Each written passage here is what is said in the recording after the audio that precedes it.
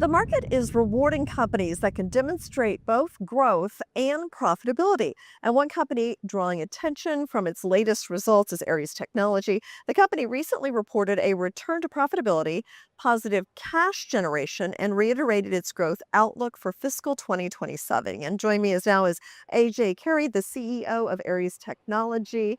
So welcome. And before we get to the earnings story, let's just start with the business itself, kind of lay the groundwork. You work with private equity-backed and mid-market companies, but many people may not be familiar with the Global Capability Center, the GDC model. So explain what it is exactly Aeries does. Thank you, Jen, and good to see you again, and thanks for having me here. Um, as we have been talking over the last few interviews, global capability centers are the extension of clients' organization in a talent-rich and cost-effective locations like India and Mexico. What we do for living is pretty simple. We help private equity portfolio companies and enterprise clients set up these GCCs in India and Mexico, run this effectively really well, give them the full control on IP data, cost, etc., but help them on the operating model design, reward recognition, etc. for the employees, which gives them the results to scale faster, deliver better results, right? For their own business point of view, right?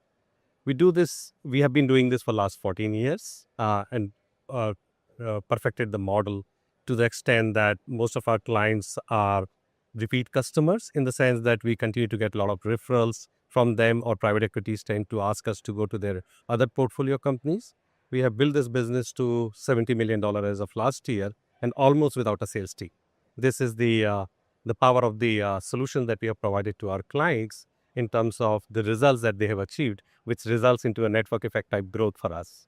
So let's talk about your fiscal 2026 results. You just mentioned you delivered 70 million in revenue, exceeded the adjusted EBITDA guidance, a return to profitability as well after posting a loss last year. So when you look back over that time, what changed? What was the catalyst that allowed that pivot? Right. As many of you all know, that we went public on a SPAC route and struggled in 2024 with the de-SPAC related cost. We were trying to do M&A costs related to that. In early 2025, I was appointed the CEO for the company, and we came out with a very simple three-pronged strategy. We wanted us to double down on the private equity ecosystem as the growth engine for ourselves. Restructure the cost, look at the cost efficiencies within the system, and run a very disciplined operations. And then align the entire team around a OKR-based system, which will help achieve those objectives. Very pleased to share the results with the street as well as all of you, that we have declared the best results in the history of this company. $70 million revenue, $8.3 million EBITDA, 4 consequent quarter of profitable growth and cash generation. And also the outlook was good too. So you reiterated the fiscal 2027 outlook.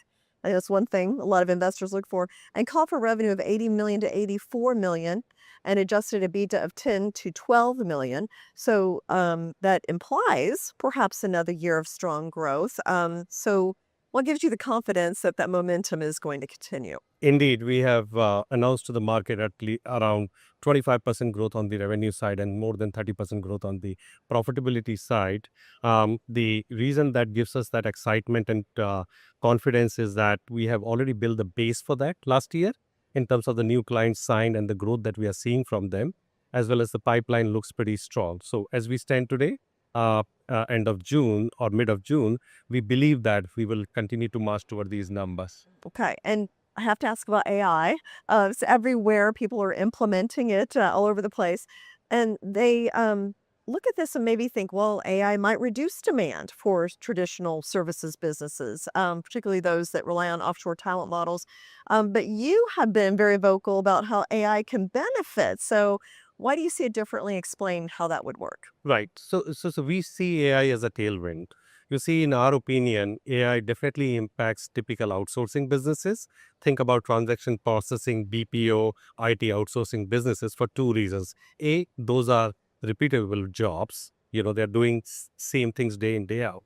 Second, most of the clients have started to realize that when the work goes to BPO and IT outsourcing companies, they don't have control on data, process, the team involved, and eventually the IP, which they need to really control, right? So that's the one side of it, why those businesses are so, impacted by AI.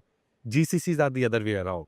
Most of the clients, especially the private equity tech portfolio companies, they need to agentify their own world, right? Their own solution offering in the market, they need to move that into AI. And for that, they need to transform their process, data, IP, tech stack.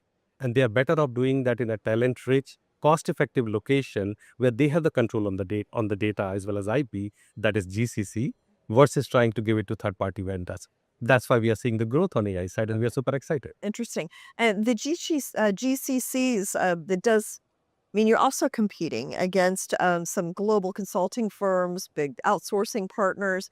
Many of them are significantly larger companies. So, what is it about your model that allows you to maybe be more nimble or to win versus some of the bigger players? Right. While GCC may not be a very big buzzword in United States, it's a pretty big deal when you think about countries like India and Mexico. There are multiple companies going there, setting up their own operations in a GCC type structure, taking work away from the IT outsourcing companies for the reason that I just described. What we are seeing is that while everybody is trying to jump into that bandwagon right now, trying to say that they can do GCC, they are effectively either trying to take their existing operations and trying to present the same old wine in a new bottle by calling it GCC, or they are helping those companies set up operation. What Aeries does is very different than them. We help them set up operations as well as run operations, which gives them the long-term value, long-term results. Case in point, our attrition rates are 7% for the last 14 years of the history of this company, compared to the market around 15 to 20%.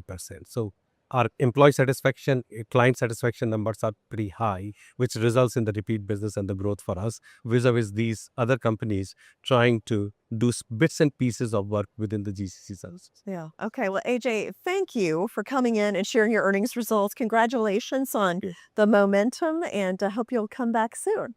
Thank you, Jen. It's always a pleasure. Thanks.